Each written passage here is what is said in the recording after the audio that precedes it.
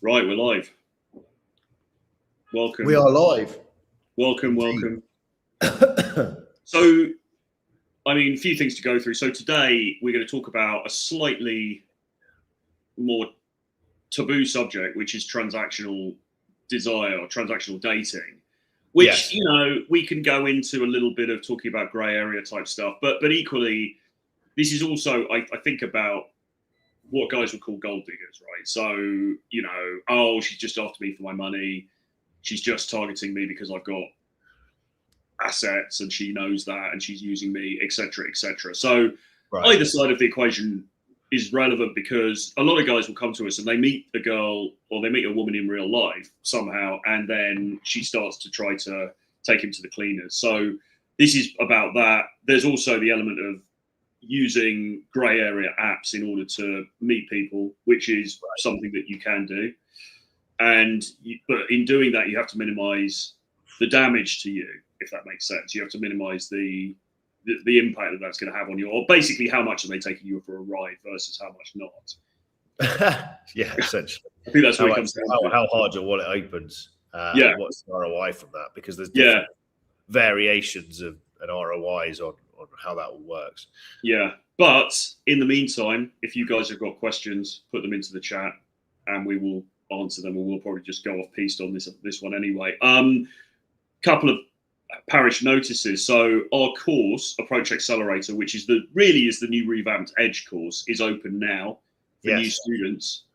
So it's a 10-week course. There's video content every week. There'll be live streams every week, plus ongoing WhatsApp support with us. So basically 24/7, within reason, WhatsApp support for us. You've got questions, we'll answer them. You're chatting to this girl and she's not responding, message us, we'll tell you what to do, sort out the problem.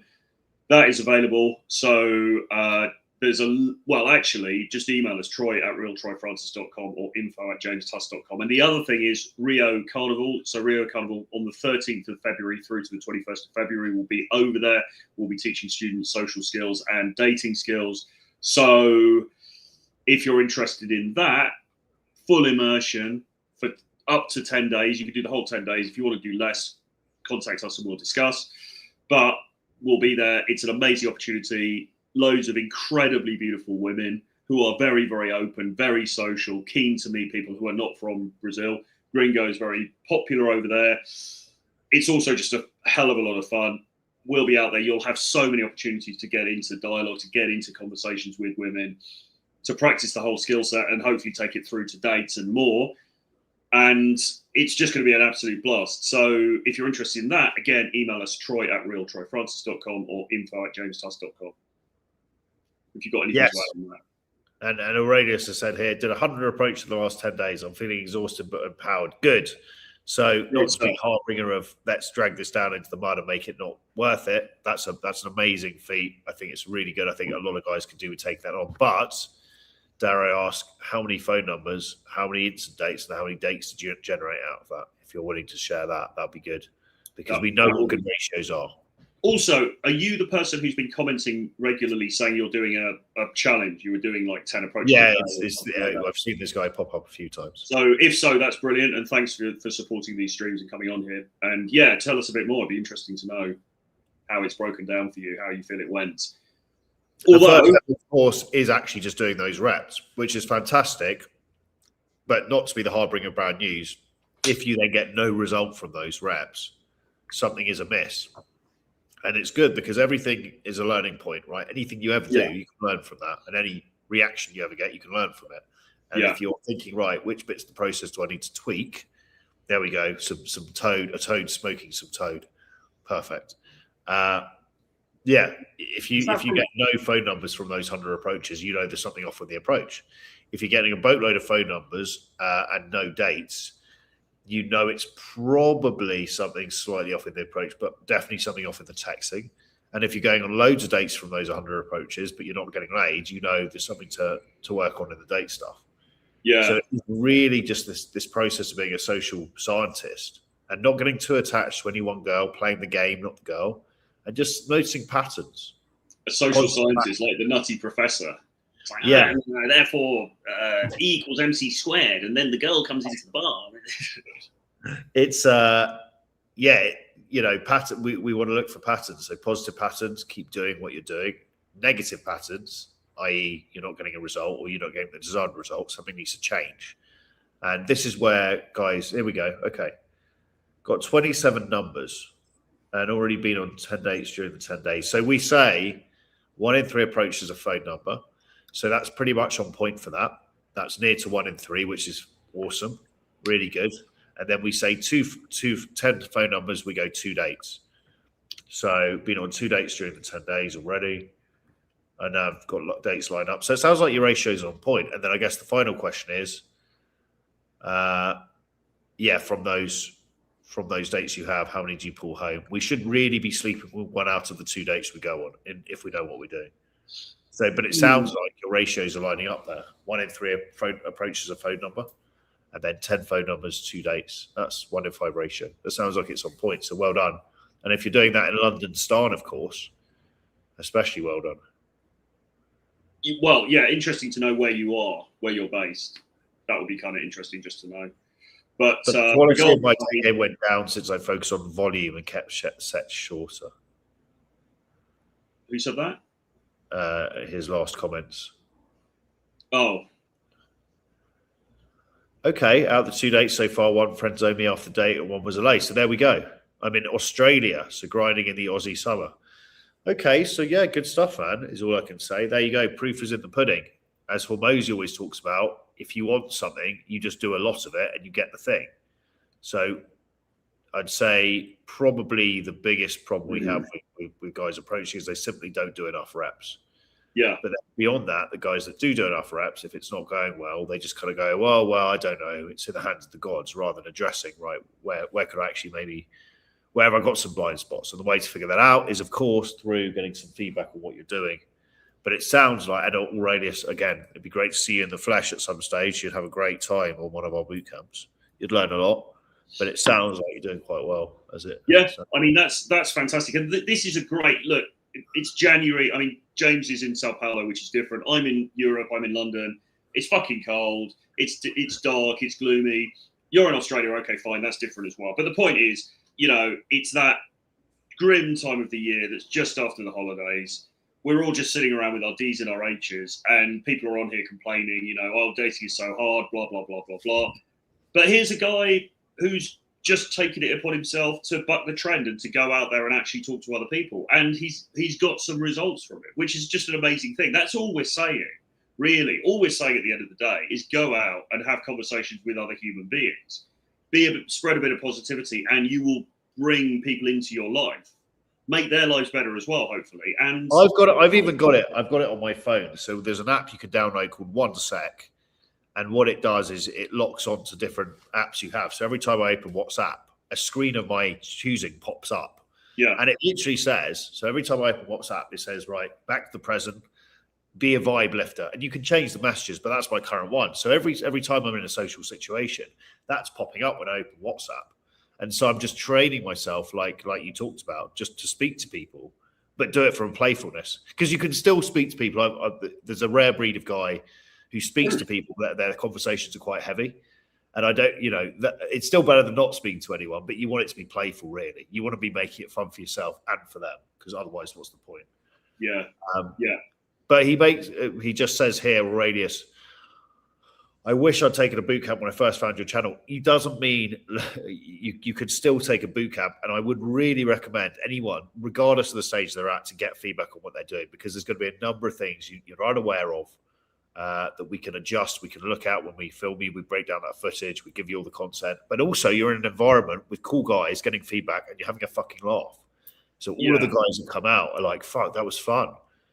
We're just charging around in some random place like Rio Carnival or Flow Festival in Finland or Day of the Dead, and it's just a blast. It's just a fucking fun atmosphere to be there, and you're socializing and you're getting results. So get in touch, join us in 2026. And guys that are like, oh, I can't afford it, it's like, well, you can. Let's be fucking honest. That's the argument.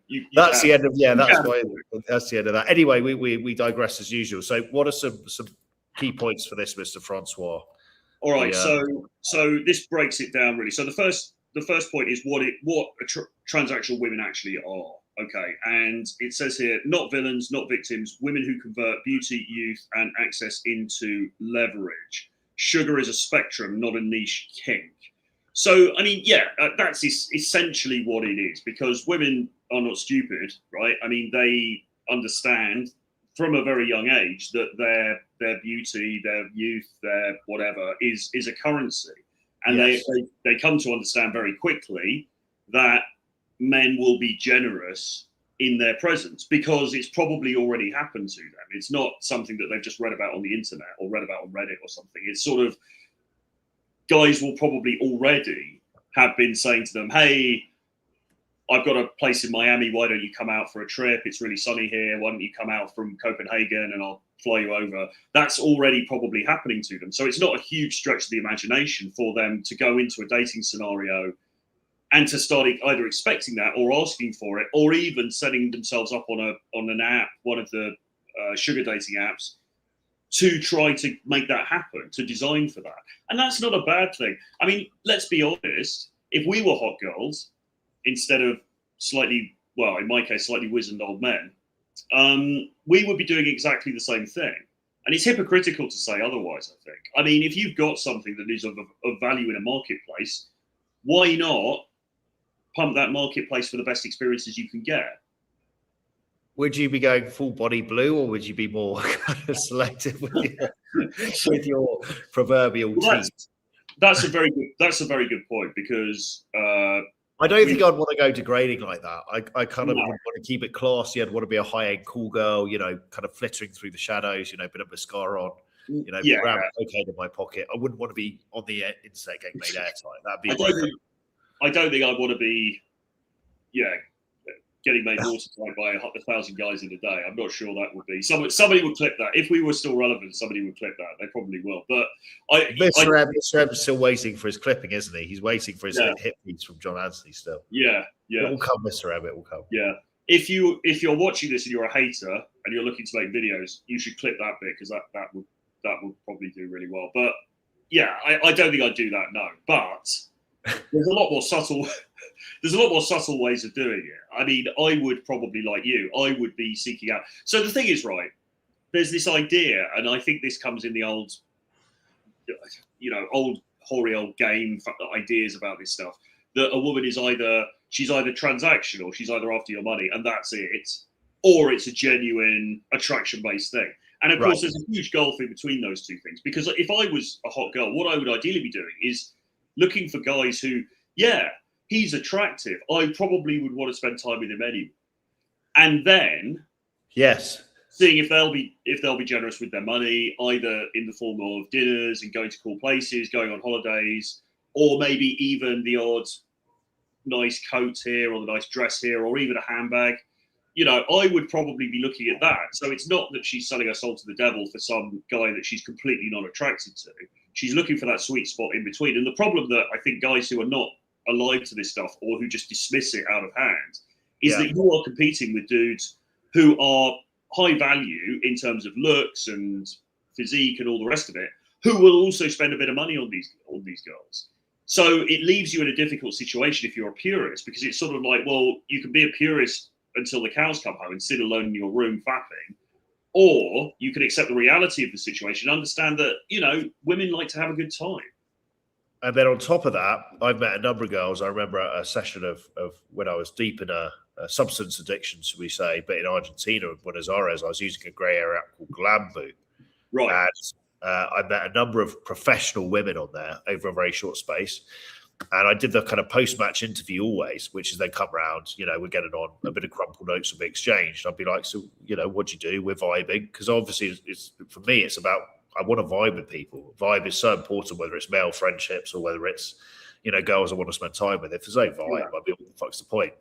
Life, you can't beat people having fun, And a number of these women, I remember one saying she was a teacher. That's a word that means absolutely. Sorry, my ChatGPT started talking. Oh, it's quite a dulcet American tone you've got going on. Prepubescent ChatGPT, is that your go-to? No, I don't. I never listen to the audio, but I must. No, I don't. I hate it. I like speaking to them. I like speaking to myself. Yeah, so one was a teacher, one was I think an architect, one was an accountant, and all of them, interestingly, had a common fetish, which was, I was like, okay, so do you enjoy what you do? They're like, yeah, individually, they're not together, and I was like, so what was what were you looking for on this? Like, what's the thing? What turns you on? And all of them went, I just wanted to be basically paid and made to feel inferior sexually. Like one time it was a fetish I wanted to tick off, right? So it mixed in with all the points you made. You've also got these kinks certain women have of being quite a nice girl in the day. They've got that nice girl mask on. But at night, it's kind of like, okay, let's do something cool, dirty with a foreigner. No one's going to know. It's my secret. Yeah. And actually a genuine turn on, So interesting. Well, there is that side of it. So you're talking about them almost wanting to do it in a slightly debasing way. But equally, I heard a girl talking in a recovery meeting the other day, and she was talking about having accepted money for sex or for drugs and things. And she was saying, because obviously these are people who are trying to stay sober, trying to stay clean.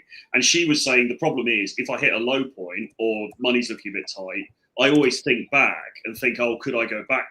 Should I get back on that? When I'm looking for affirmation, I think she said, or if I'm feeling a bit low about myself, I'm thinking, oh, I could just reach out to a guy and get him to pay for some drugs or get him to pay for a nice night out for me or something. So I think there are also some girls who it's wound up, it's still part of the attraction, but it's wound up more in a positive way in that doing it makes them feel good about themselves, and the money or the gift or whatever it is part of that equation.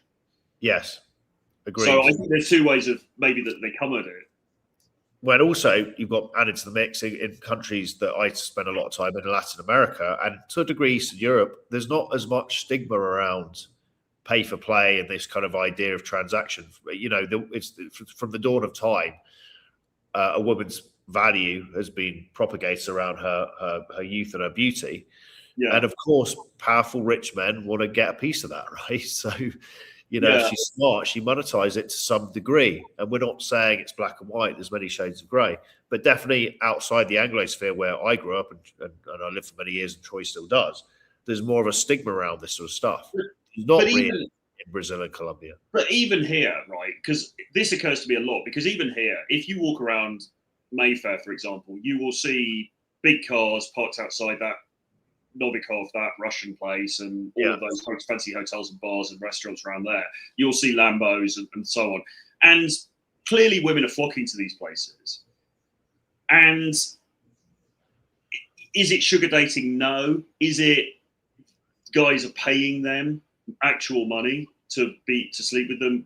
Probably not. Well, that does happen, but not necessarily all the time. But are women drawn towards wealth and glamour? 100%, and this is where the sort of purist argument that, oh no, that's not real game or that's not. So you're saying a guy who happens to have a Lambo and goes to these fancy restaurants in Mayfair is doing it wrong somehow? Is that the argument that guy, but he doesn't know how to do the front stop, or he doesn't know how to do the Torero toe. So therefore he's not doing it right. Are we really making that argument? Because even amongst colleagues in this industry, who will remain nameless, there seems to be this puritanical approach, which isn't.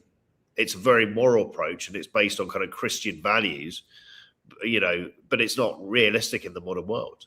Well, that it has to be via deer game, outside Greg's on a Sunday evening. It's like fuck off. Yeah, you're just absolutely hamstringing yourself. It just doesn't compute with reality because it sounds good on the internet. It's like, oh, you got to learn. Oh, did you do Strawberry Fields? Did you do the cube with her? And all this. And it's like, fine, great. You can live in a fantasy world where just saying these things or doing these routines will get you to where you want to be. But the reality, when you actually go out the house and walk down the street, is that there are guys who are shortcutting all of this bollocks because they've got a nice car and they go to fancy places in Mayfair. And we might not like that, and that might not be how we want to, do it.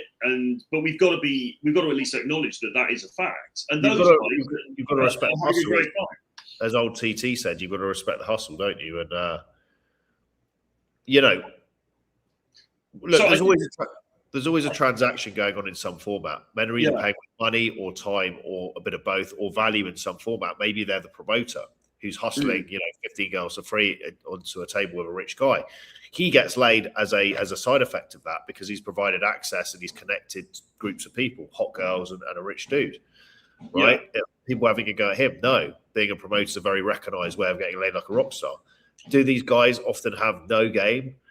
They're quite good with people. They're quite bouncy, but no, they don't have much technical seduction knowledge. But exposure to amount of women, pre-selection, desensitization, and environment, and they're getting laid more than most game purists, have even approached over the course of 10 years. So so I think it's important to say, I don't think we're recommending in this stream, so just do that. Just get a table at some fancy club and that's the answer. We're not. I don't think we're saying that, but I think what we're saying is you've got to recognise what's actually happening. You've got to recognise what's actually working and the dynamics that are at play out there, because the same girls that you're approaching, whether that's in the daytime or whether it's at the bar or in the club, they will have been exposed to this stuff if they're attractive, right? So you've got to know the playing field, even if you say, okay, I get it, but ultimately I don't want to do that. I want to do something else. That's okay. But you've got to just be aware that this stuff is happening and that girls are responding to it. I mean, I've had girls who I've met under completely normal circumstances who have said to me, in London, there's this club Annabelle's, which I'm sure you know about, which is a private members place, which is genuinely, I think, pretty difficult to get into unless you are a member or you know a member. I've genuinely had girls say to me, can you get into Annabelle's? Just as a casual thing. And it's not because they're hookers. It's not because they're bad people. It's just because they've seen it in photographs or on reels or something, and they think it would be cool to go there. Yeah. And so, as it happens, I don't have any access to Annabelle's. I mean, maybe I know somebody who does, but it's sort of like, if I did, would that help? Yeah, probably in some situations. It's just how the world goes around, isn't it? I think we see it a lot, don't we, with guys who actually get laid quite a lot, who are willing to blend between different environments and just, that all is fair and love and war mentality. And also the other mentality of resourcefulness, adaptability. I'm here because I want to get laid. They are less moral. And because they're less moral, they tend to get laid more.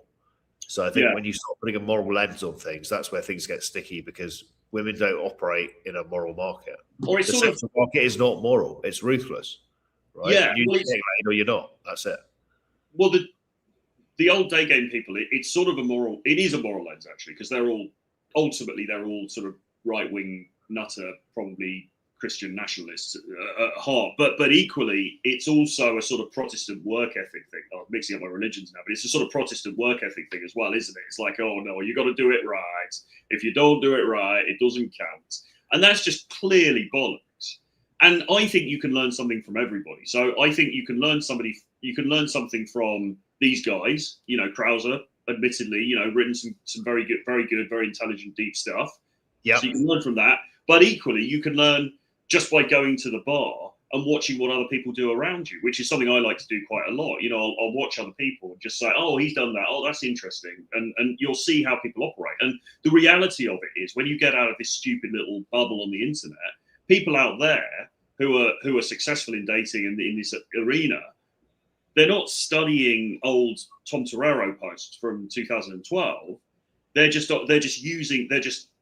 putting forward their value in a way that makes sense in the current dating economy. Yeah. I was going to tell us. Maybe best for another time. Third has taken our comment slightly too literally, I think. Day gave me outside Greg's a very poor choice of location. Very few value women spend large amounts of time at Greg's.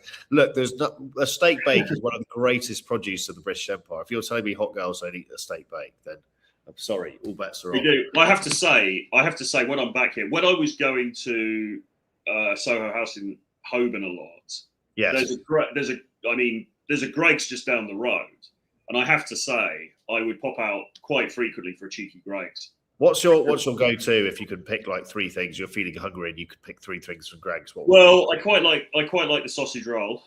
Sausage roll, okay, solid. The meat sausage roll, not the veggie. Piers Morgan famously got into a thing about that, didn't he? Is he Piers Morgan veggie? No, Greg's started promoting a vegan sausage roll. Right. And Piers Morgan went online and said, "Oh, this is outrageous. How can you have a vegan sausage roll?" And it became a bit of a joke. So he was pro the meat one. So I like the sausage roll. I like the steak bake, but the meat can be a bit chewy sometimes. So I quite like the chicken one, actually. The chicken one's quite good. Chicken one. I remember having some sort of cheese and onion thing years back, but I can't remember what it was. So I quite like those two. And then they do a really good Belgian bun if you're feeling like a sugar high. They do this Belgian bun with a load of icing on top with currants. What's in that? Chocolate and children? Or no, it's like currants. It's like sultanas or their sandwiches. I remember their sandwiches being quite good. I remember eating it way back when. Maybe it's a special edition, but a coronation chicken sandwich was actually quite tasty. Yeah, because a lot of the problem with these sandwiches in these shops is they just basically, if you open the bread up, there's nothing there, is there? Just an empty thing. But they piled in the meat. I was quite impressed. Yeah. Did you know though that Greggs and Primark have done they collab? So if you go to the Primark on Oxford Street, the big Primark on Oxford Street near Tottenham Court Road Station, there's a Greggs in there. So you got double the chaviness. You know, you can buy some Primark joggers and then buy a Greggs as well. So Primani. Yeah, they got some interesting characters shopping in there. I mean, Ollie Pearce, the fashion guy, he was always very pro. He was always like, yeah, you could buy, they make it in the same sweatshop as Calvin Klein. And you hear different things. I've got a few Primark things. I think they're really good, actually. But there's this who's it? There's this guy called Nicky Haslam, right, he's an interior designer, and he's from an aristocratic family in England. And I've seen several times. So this is a guy from old money, right? He's an aristocratic family. I think his grandmother was related to the Queen and all this kind of stuff, Right. And several times, because I've read articles, interviews with him and podcasts he's done, and he mentions Primark quite a lot. And this is a guy who's met like Yves Saint Laurent when he was alive and stuff like that. Right. This is a very high fashion guy. And he's like, oh, no, Primark, it's marvelous, incredibly cheap. And, it's so wonderfully designed. So that made me a bit of a fan because I'm like, well, if it's good enough for him. And he also quite likes Greggs coffee as well, apparently. He likes what? Sorry? What was Greggs coffee. Greggs coffee. Actually, yeah, I remember having a Greggs coffee and it was pretty impressed. The one that I really rate is Leon. They do a very good quality of coffee. Like, because I'm a purist, I drink black Americano. So unlike people that take it with milk, where you could kind of get away with any kind of, doesn't really matter the quality of the coffee. When you drink your black Americano, you can actually taste what the coffee's like. And the Leon coffee is probably the best I've ever had in London. Okay. I'll try that then. I'm not drinking a lot of coffee now, though. 1 in the morning with caffeine, and then I'm sort of off the caffeine. Well, I'm big on these because I had the Fangs Whitened in Thailand recently. These are obviously white. They don't have the tannins that stain like that you get from coffee and red wine. So this is the morning caffeine kick. I have one of these. But I miss the ritual of going to a coffee shop, basically sitting there talking to myself on ChatGPT, thinking I'm conquering great things, and actually in reality doing nothing apart from theoretical mind wank and like getting slightly high on caffeine. So I miss I miss that routine. It's the simple things. We have to appreciate the simple things. You do. But I've really cut down on the caffeine over the last few months, and it's actually I found it great. I mean, obviously, each to their own, but it's really kept the anxiety down. It's kept. It's okay. So it was a stop triggering because high amounts of caffeine could trigger kind of latent anxiety, can't they? Yeah, because I was drinking quite a lot, and sometimes at my peak I was drinking loads of coffees and then loads of Diet Coke throughout the day, and I've just dropped it all, and it's been a lot better. So and you feel more kind of relaxed. Yeah. Okay. This is quite interesting. This is very UK London centric, so we'll come off these topics in a minute. But this guy's saying Primark is the new Topshop for pickup, which is I never really thought of that, but that's interesting because Topshop, there used to be a Topshop on Oxford Street that people would go to meet girls because it was like a club in there. They would loads of floors, bright lights. Dad got banned, didn't he, from that? Yeah, well, not surprised. Bright lights, music, and lots of attractive girls looking at clothes. So people would go to there a lot, and it was a fun place to go. I suppose Primark is, you're probably right. I never thought of it like that, but it's now the biggest sort of mass market shop on the street. So yeah, interesting point. Has Topshop collapsed then? Well, they closed it because they closed all the retail stores. They're just operating online. I had heard somewhere that they're going to open a new store though, so I don't know if that's true or not.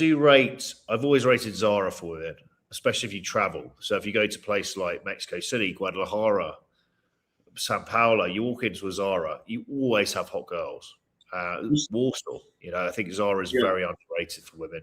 For those that want Zara's a bit of a international level playing field, isn't it? Really, because every attractive girl pretty much shops in Zara. But also, from our point of view, we love our well-fitted white and black t-shirts. Zara is probably the best bang for your buck for that. So I always done up a Zara trip with obviously having a look to see if there's any women, but it's plausible to our ability. It's not just like walking directly into an all-women shop, which pressures some guys, because you do have the male section, and I do usually buy a couple of things, and their aftershave is good as well. The underwear is quite good as well, actually. Yeah, the boxes are good. The shorts is good. It's a pretty decent. So underrated, I'd say. That's probably the number one underrated inside place anywhere you go in the world. If you go to Zara, there's going to be hot women. You're going to be able to do a couple of reps, 100%.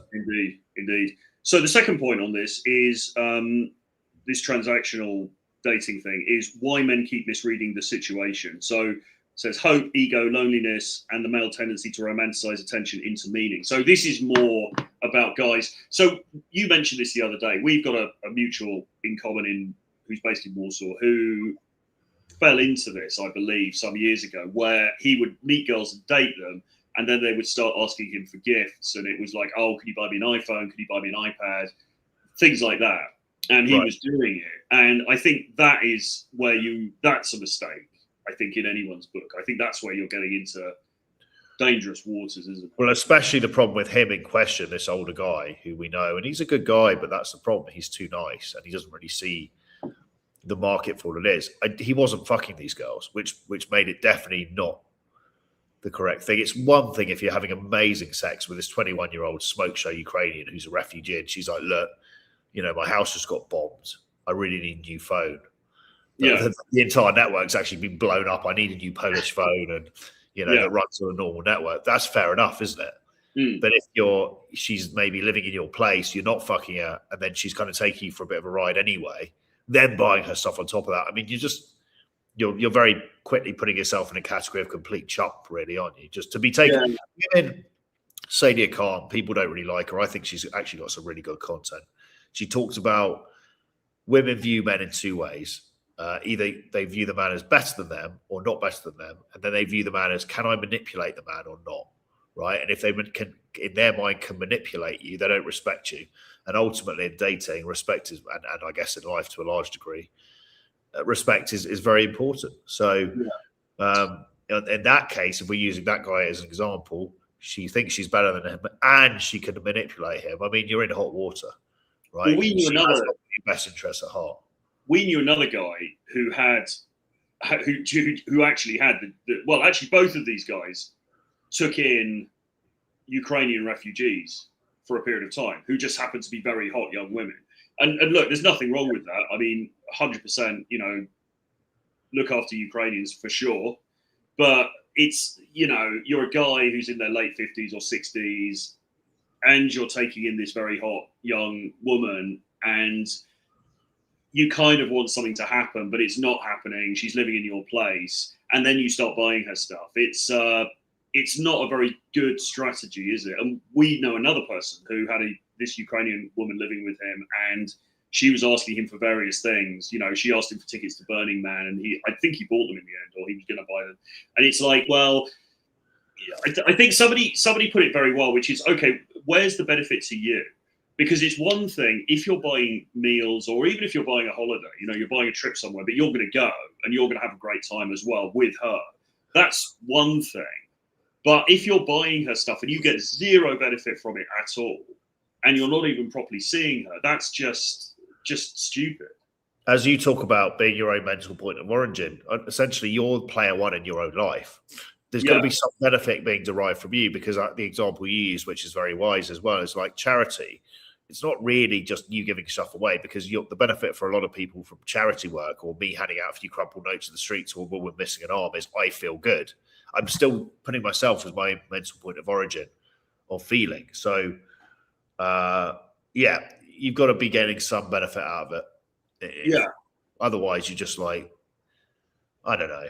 I think women are way less moral, actually. I think women are way better at actually just seeing life and the sexual market for what it genuinely is. And I think as men, we always have to have these weird perspectives we lay on. It can be from a weird, maybe a repressed upbringing, or it can be from kind of weird education we've had, or kind of, especially in the Anglosphere, weird kind of somewhat quasi-religious views squashed into, the education system that sex is kind of morally wrong. Well, I think, but women don't seem to suffer this problem. They just get it. They're just like, yeah, okay, I can be a whore one day and a good girl the next, and that's okay. I can change my role depending on who the audience is. They're actually very fluid with it. And I think men, we get stuck in these avenues of, oh, no, that's not right. And it's like, no one gives a shit what you think. If your perspective isn't lined up to reality, you don't get what you want in anything, and especially the sexual market, because it's relentless and ruthless. Well, I think they're very pragmatic in a way that guys... Yeah, pragmatic's a great way to describe it. But most men could do with a dose of understanding how women see it, because women don't get butthurt by it. They're just like, yeah, that's how it is. Okay, what do I do now? They just see it for what it is and then act accordingly. And I think you've just got to be very decisive then about what you then do about that. Because, I mean, I was seeing a girl briefly, and we had a great time and it seemed very reciprocal and everything. And I think it was. And then she just asked me randomly for an iPhone. And I was like, well, we don't even live in the same country. Why the fuck am I going to buy someone an iPhone? Do you know what I mean? Like, what possible benefit do I get from that? She's going to be texting other guys on it, sending nudes to other dudes on it and stuff like that. It's like, well, like, how does that possibly make sense? So I just never spoke to her again. Right? I mean, it's not, no. I mean, if she messaged me, then yeah, probably maybe I'd engage again. But there's no, I don't disrespect the hustle, but I'm not going to engage with somebody when they're asking me for that stuff, Now, there was another example where this girl, and I told you about this one as well, where I bought this girl a flight because she was this Venezuelan girl that I know, who I have had a history with. And it was just when Maduro got kidnapped. She drove to the Colombian border. She got into Colombia, and then she was holed up in this Colombian border town, very dodgy, loads of gangs there, drug gangs. The situation was very volatile because it was just in the days after that, what happened with Maduro. And she was saying, oh, I'm stuck in this hotel. I'm not feeling very safe here. Her flight had been cancelled. She didn't ask me for anything. I went on Skyscanner and I had a quick look and I was like, oh, there's a flight later. I said, can you make this one? She goes, yeah, probably. So I was like, okay, I booked it. Now, it wasn't very expensive. It's an internal flight in Colombia. Did I have to do it? No. Did she ask me to do it? No. I did it because under the circumstances, it seemed like just a good thing to do, and this is a girl that I will see again when I return there, right? So that I think is, you could say, well, that was simply, but I think that is a markedly different situation to some girl living in a relatively decent condition, in Warsaw, which is very, very, like is a well-off city now, asking just randomly for an iPhone. I think you've got to choose your battles with these things. Yeah, and you have the right to say no, and you're not expecting reciprocal value. You're not. It's not a covert contract, as Robert Glover will call it. Is it? You're not expecting anything in return. You're just doing it because you think, okay, I quite like that's the decent thing to do. Why the fuck not? But you don't expect anything back from it. No, and I said I'll see this girl again, and that's the intention. But look, I mean, if I never see her again, I never speak to her again, I don't care, because it seemed like the right thing to do in that moment. And it wasn't a huge investment on my part. And like I said, she didn't even ask me. She didn't say, oh, can you help me out here? I just said, look, I'll book you a flight. And she's like, oh, thanks very much. And she was really appreciative and all that. So fine, whatever. It doesn't matter. If we never see each other again, fine, whatever. But that, I think, is qualitatively different to buying somebody an iPad, because when you're trying to, especially when, like you said, I mean, it's if it's your girlfriend or somebody you've been seeing them for a long time and there's a thing happening, then that's a slightly different situation. But if nothing's even happened yet and you're trying to do it to make something happen, I think that is the wrong way to go about it. Yeah, I mean, for me as well, in Brazil, I'll do some cold approaching in Sao Paulo where I am, but I also mess around with grey area apps. My model is find a girl that I vibe with, right? We'll exchange a few photos, videos, offer a nominal sum for her to come around. It's guaranteed, shack up. And then what I'll do, because I'm with her, if I vibe with her, I'll run game and play the attractive guy. And then the model is after that, essentially just say, look, she feels attracted. Look, we can hang out again, but just to be clear, there's no exchange. I'll pay for the Ubers, I'll pay for, if we go for some food, drinks, whatever, but there's no handing over crumpled notes. And, recently I, kind of ran that model with a number of women. Some of them bought into it, great, seeing them just as additional plates now, and that's it. And some of them, they kind of went, look, I like you, but no thanks. And it's just about playing the game for what it is. But the point being, I think, is you want to make yourself the mental point of origin. You want to be thinking, right, this is my video game, right? When I die, this lens goes forever, right? I'm the main character in this fucking thing. Does this fucking suit me or not? And I think a lot of guys sometimes forget that. They're so desperate for 6 years of challenge, who we're a big fan of his ebooks. He talked about affection addiction. Because men don't really have, much female attention outside the girl they're trying to fuck. They've maybe got their mum. They're starved of affection. So they're willing to kind of just not even consider, right, what do I really want from this? But women want you to put yourself as the main character in your own life. They don't want to be, in charge. They don't want to be the centerpiece. And if you make them a centerpiece, you're on hot water. You're in hot water, aren't you? Yeah, I think you've just got to be quite boundaried around the ways that you deal with this stuff. And not emotional, don't play. But then you could argue, do you bend the rules for certain women? Possibly to a degree. You do, don't you? Even the strongest. I mean, I have bent the rules several times on specific occasions. I mean, I've done things. So that the Venezuela story, there will probably be people watching this who are like, "Oh, what a cuck! Why did you do that?" Well, partly because I had spent time with her and I probably didn't behave very well and I just kind of disappeared, and then I was back in contact with her again. She's in this pretty unique situation given what happened in the country. And I just thought, you know what? It just feels like the right thing to do, and it wasn't hugely expensive. So it's like, okay, whatever. But so, and I've done other things that people might say, well, why did you do that? You didn't have to do that. And whatever, you've got to take it case by case. But what I wouldn't do is just randomly buy someone gifts for the sake of it, that aren't even going to benefit me at all. I would draw the line there. Yes. We've got a comment here from Fitness. I had date with Ukraine women, some beautiful ones, asked fast for expensive gifts. I mean, this is more, by the sound of it, kind of classic gold diggery, but also take advantage of kind of perceived weak men. I've noticed this in Ukraine. Girls that I've just approached normally, I'll escalate fast, I'll get them back to the hotel, and some of them kind of throw in, what are you going to give me? Just before we're about to have sex. And it's not even, they're not pros. They're just saying, they're chancing their arm and seeing what you do. I think, yeah, and I think we have to be ruthless with some of this behavior as well as them, because, I mean, it happened to me. I mean, it happened to me in New York, strangely. I mean, I met this girl who turned out to be Russian it was in a station, actually, just as an approach. And we went out on a date and I got her for drinks. And then she's like, oh, no, but I want food as well, and so I ended up having to buy dinner and whatever. Okay, fine. That's a little bit on the boundary, but, whatever. And then, she comes back with me, but she starts talking about like, oh, so how are you going to support me? I'm looking for a guy who's going to help support me and all this kind of stuff. And it's like, well, that's not the plan. I'm not, it's sort of like, and unfortunately, if you've been talking, this wasn't the case with her, but if a guy's been talking to a girl for a while, like a few weeks and stuff, this is how scammers get people. You watch those Tinder swindler type things on Netflix. This is how scammers get you. They start to reel you in. There's a bit of affection here and there, and then it's a bit like, oh, can you just send me £600? And I think we have to think with our head, not our heart at that point. Be like, no, I'm not going to send you £600. I'm not going to support you. That's not the deal here. It's a very different situation if it's somebody who you actually have genuinely been seeing, and then there's a very specific situation, and I don't know. Well, it happened to me when we were in Russia, in COVID.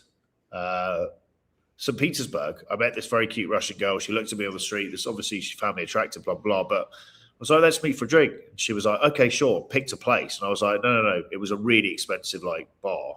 Yeah. I was like, no, let's go here. And she goes, oh, but please, I really want to just see what this place looks like. Send me a sushi restaurant. I was like, okay, she's hot.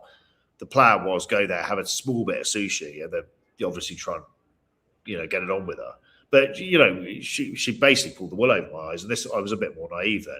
But basically went into the sushi restaurant. She ordered a boat ton of food. She didn't take the piss. She wasn't like ordering champagne and caviar, but it probably cost me about 50 quid. And then obviously after the meal, walking back towards mine, the reason I'd kind of gone with the sushi restaurant is because it was on the street we're staying. But then I kind of tried to grab her hand escalate, but she was like, no, what are you doing? Wrong idea. And I was just like, fucking hell, I'd be taken for an absolute ride here. I think we have a tendency again to just think if she's a pretty girl, you know, no harm, no foul, right? She hasn't got her own modus operandi or things, but women are not stupid. You know, if they see you coming or they're a certain, you know, just by desire, they're looking for a certain thing. You have to be wary about what's up. Well, you know, unfortunately, not everyone's motives are pure, and I mean, this isn't a sort of like, oh, women are terrible kind of thing at all, because some of them are very reasonable.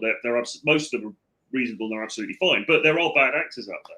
Just as there are male bad actors, there are also female bad actors. I mean, well, there's Tomasi talks about it. There's always two competing strategies, aren't there? There's men and women, and what we want at the time. And ultimately, as men, we're trying to get laid as fast as possible with as less resource giveaway as possible. Whereas women are trying to do the opposite. You know, they're trying to delay it and extract value from you, whether it's, you know, good vibes or you actually, you know, potentially providing for them in the future or financial gain. So it's not to be taken personally. I think the key with all of this stuff is have a muchy vibe with the girl. If she flips something on you, don't react in the moment like it's a big deal. Just say no, whatever, or move away. But B, just don't take it personally. You know, women all have their own agendas. They've all got their own things going on we don't know about, just as we do. And I think all is fair in love and war is the quote I always come back to when I'm getting butthurt about something. I just think of that quote and I just think, actually, you know what, whatever. Fair enough. Yeah, completely. And also the compassionate lens from a woman's point of view, and I think it's important to see that, to look at this, because men often get fucking butthurt. The entire red pill industry really is quite toxic these days. It's all like fuck women and X, Y, Z. Look, if I was a girl and I had 10 years to figure this shit out as an 18-year-old, to have loads of fun with high value guys and then cash my chips out with a good provider guy to have kids, that's a very short fucking window. So at any stage, if a girl bins me off in the process, I'm like, you know what? Fair enough. As men, we've got like 50, 60 years as a runway. Women have 10 years from very high value to minimal, you know, however hot they were. A 31-year-old is not competing with a 20-year-old in the sexual market. So female-wise. So I don't hold it against them. I think it's having this air of compassion and actually understanding that it's not easy being a woman, even if they're hot, you know? It's hard to be a woman. So the next point is the common ways men get rinsed. And we've got drip feeding money, funding potential, paying to feel chosen, and confusing generosity with strategy. So I think this is a bit like if she's suddenly asking you to pay her rent, or she's asking you to... when it says funding potential, I think what we're talking about here is you haven't got together with her yet. You haven't slept with her yet. You don't have anything. But she's dangling it in front of you. But it's just like, oh, could you just get me this thing? Or could you just help me with that? For me, that's a big no-no. Like, it's one thing if you're getting out a few crumpled notes when it's been pre-arranged, you're going to fuck the girl, right? Fine. And she's not necessarily a hooker. She's a grey hair rap girl. But if she's trying to get you to pay shit up front to meet her for a date, or, you know, let's get to know each other first, but I expect a gift for that. No, for me, that's a total no-go. She's very transaction oriented, and it's just not going to end well. 1,000%. And I have a pretty strict boundary around that. I just won't do that. You know, however cute she is, however much vibe we seem to have, or whatever, that is a red line for me, because I don't need to do it. And I don't say that in the sense of I don't need to do it because I've got lots of other options. I mean, I have, but I'm not even saying it in that sense. I don't need. It's more of a self-respect thing, because if we think about as well what the ultimate relationship setup should be, you know, the ultimate alpha male guy, it's like Guns N' Roses on stage and 10,000 women baying for 5 minutes in the dressing room. That's the correct dynamic it really should play out as. And the problem with involving any crumpled notes is you're essentially saying, right, I'm rewarding you, you know, for sexual access, which isn't actually in the wild how nature intended, if that makes sense. So it does muddy it. And then that, what you said there is absolutely the wrong way around. You're essentially pedestaling the girl and you're saying, right, please, can I, for a bit of access to your time, I'm willing to pay money. And for me, that's totally the wrong dynamic, isn't it? It is, but this is almost coming a bit back to almost the old day game argument, because they would say, well, the guy with the Ferrari parked outside Novikov is cheating because he's leading with his money, and the women are attracted to that, not him. So that guy's a cut because he can't do the cube as well as me, and just draw them in naturally. So it's like, where does that leave us?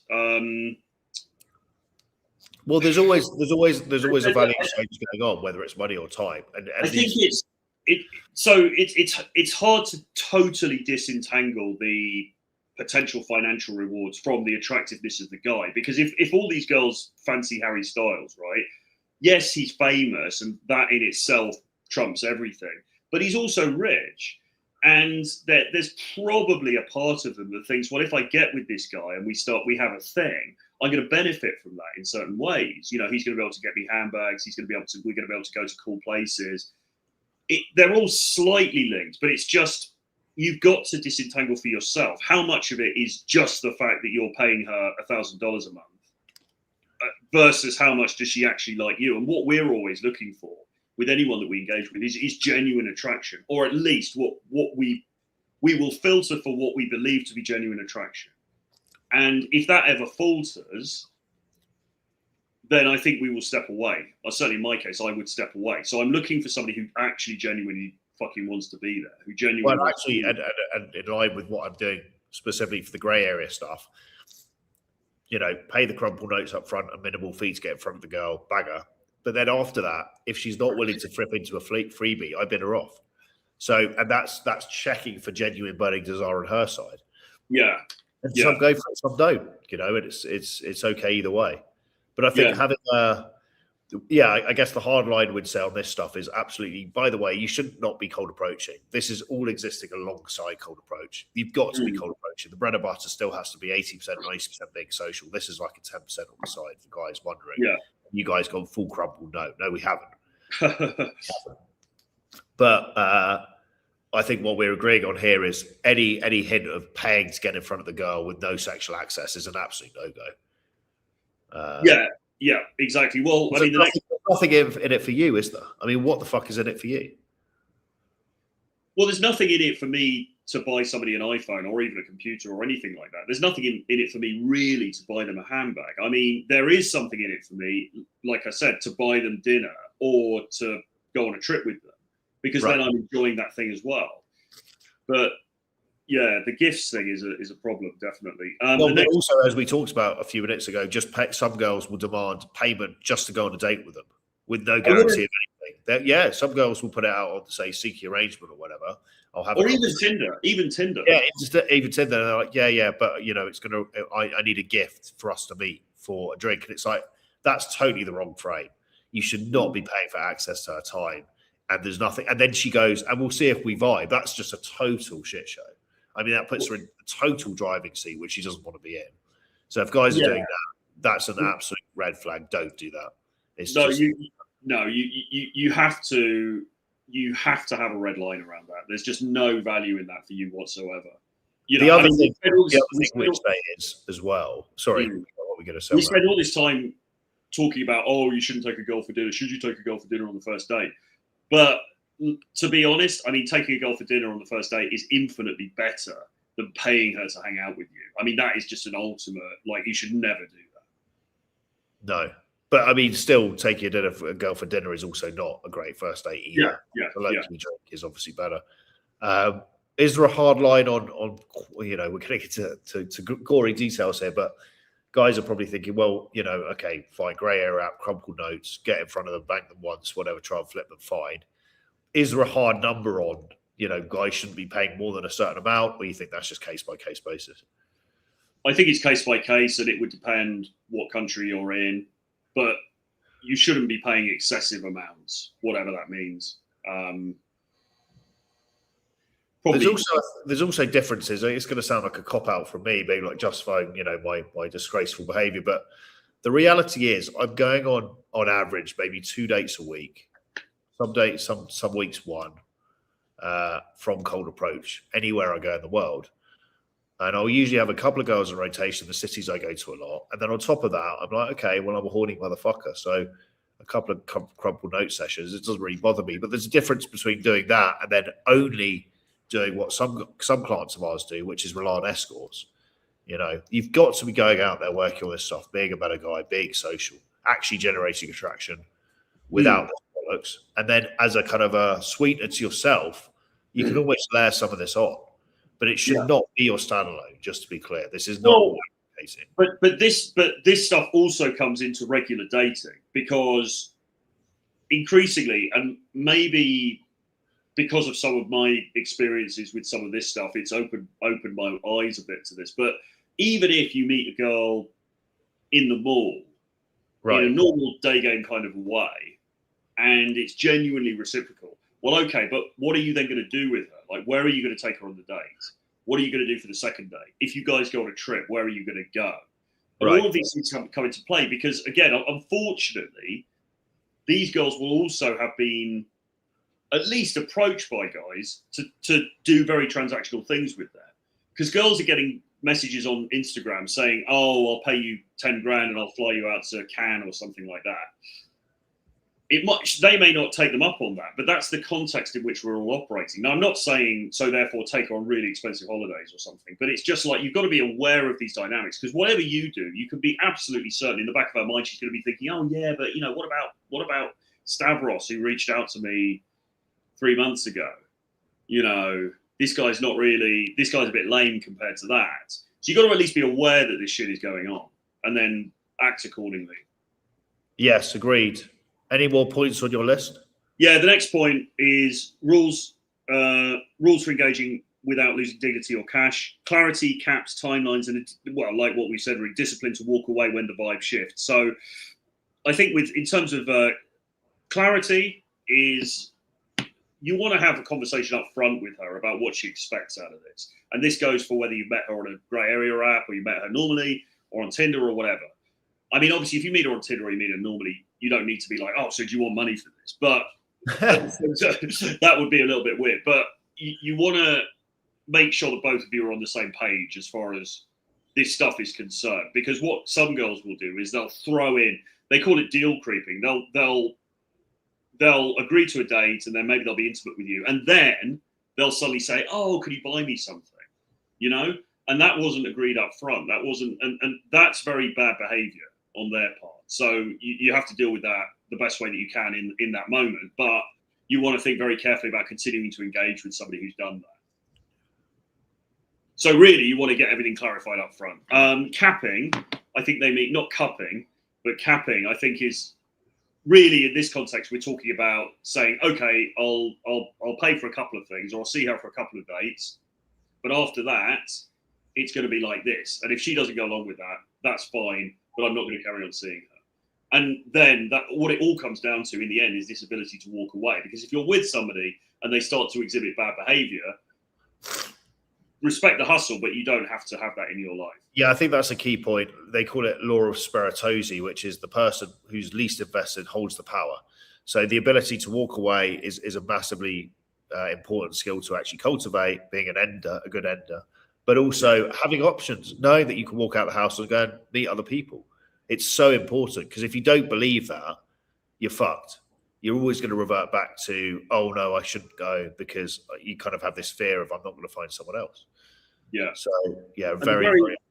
The last point, which is more of a question really than a point, is when to participate and when to walk away. So when to spot a clean deal versus a slow emotional and financial bleed. So what for you? What would be a situation? Well, we kind of covered it, but what would be a situation you just walk away from, and what would be a situation that you might engage with? Well, the key process is, I'm finding a girl with this grey area stuff where I'm like, okay, she's cute, she's young, she's not a pro, she's a college chick, but maybe she's just moved to Sao Paulo, she's from a poor area. I'm seeing, because I'm making her send videos, if I find her attractive, right? There's probably going to be a vibe. I've done this enough times. I've spent enough time around women to have a gut instinct for this stuff. And then she's rolling around, and I'm saying two things. First of all, is there a vibe between us on a deeper level? And second of all, is the sexual chemistry? And if both those things are satisfied, then I'm likely to try and add it to the roster and see her again. But if there's no vibe and there's no sexual vibe, it's game over. So it is a trialing process, of course. What about you? I think you've got to start off from the premise of, is this girl actually into me on some level or not? So that's the first thing you've got to look for. You're looking for somebody who kind of fancies you. And then everything can go. Are you saying you're going to know that when she actually rolls up? Or not necessarily, depending on the circumstances, because they can put on a show as well. But to the best of your ability, you've got to try to sort out in your mind, does this girl seem to be into me? Is it plausible this girl could be into me in some way? Right. And then go from there. And if she isn't, I think that's a red line. And also, if she asks for a payment to meet in for a date, that's absolutely a red line. And if she asks for gifts, particularly early on, if she asks for gifts that have no benefit to you, that's also a red line. But if she seems to kind of be into you and, but she has certain expectations of where you go, or she asks for a little bit of help here and there, that's a different thing. And then you have to take it case by case. Yes. So what we're saying, guys, are we saying get into the crumpled note game or avoid it and just stick to day game? I think primarily you've got to stick to day game, because you want to be meeting people organically who actually like you and who want to be there. And as you said yesterday on the stream with Mr. Garcia, what you'll really do is you're becoming an expert at generating attraction wherever you go. So not just women, men as well, and not in that sense, but just being a charismatic, charming guy that makes people feel good. That is the basis for influence and persuasion, whether it's a male into your business or whether it's a woman into your bed, right? Yeah. So cultivating this attractive, emotional, social home is super important. And if you're doing that and you're getting results through cold approach, you can layer on some grey area app stuff. But just being completely reliant on that, you're in hot water, aren't you? So this guy says, I'm not giving shit, but I'll pay for everything that pertains to the date or whatever benefits both of us. And I think that's correct. I mean, then there's things like Ubers. Do you get an Uber to come to the date? Do you get an Uber home? I think that's reasonable. I mean, but I do that for anyone, regardless. I'm always offering Uber. That's just normal. That's normal behaviour, right? You date a feminine woman, you make sure she's okay. Yeah, well, yeah, but I mean, there will even be some purists who might in the past have disagreed with that. It's like, we've known guys that are like, even on dates when they picked her up from the street, they make the girl like they get butthurt if the girl doesn't buy them around. It's like, okay, well, that's just way too puritanical. I mean, come on, for fuck's sake. Yeah, exactly. So, to crumple note or not to crumple note? That is the question. Is that Brazilian? Is that what currency is that? I don't know. It's genuinely a crumpled note. This is Brazil. Brazil. 100. That's £14. 14 sterling, 100, approximately. Yeah, so, very good. There you go. Not sure what you get from that, but. Well, this stream has done. If this stream has done nothing other than confuse the hell out of people, because we're supposed to be cold approach people, good. We like leaving you with more questions than answers. Absolutely. But if you do have questions, you can email us, troy@realtroyfrancis.com or info@jamestuss.com. Aurelius, you should absolutely get out and join us and get some feedback on your game, because regardless of the fact you've done 100 approaches, that's great, but you're going to have some blind spots like everyone. And you will learn so much when you're in an environment where you find the women attractive, we're spurring you on to approach, we're giving you feedback after each approach, and you're around like-minded guys having fun, and you can nail 200-300 approaches a weekend. You gain so much from that experience. Yeah, and by the way, we're talking about all this transactional stuff, and it definitely comes into the equation, regardless of how you meet these women. But you're going to be able to handle all of that stuff so much better if and when you get the social skills down. Because all of this is about presence, it's about how you come across, it's about how you handle situations with women. And that's something that, in my experience, you have to practice. You can't think your way into it. Completely agree. And just a disclaimer, this grey area app stuff really shouldn't even be in your focus unless you're killing it socially normally, right? Yeah. Normal cold approach, day game, bar game. You've got some things going on socially. Then you could layer in this a little bit, 10%. But we're absolutely not saying just do crumpled notes as your key. Put the crumpled note. I was looking for the hammer because I wanted the clavicular. Is it the crumpled notes or the clavicular hammer to the face? Which way, young man? Which way, indeed. Troy is awesome. We've got a nice compliment to end on from Andrew. Troy is awesome. I caught you guys. I've got to get ready for work, gents. Have a good stream, fellas. We will do this again, same time tomorrow. The build-up for Rio Carnival is beginning.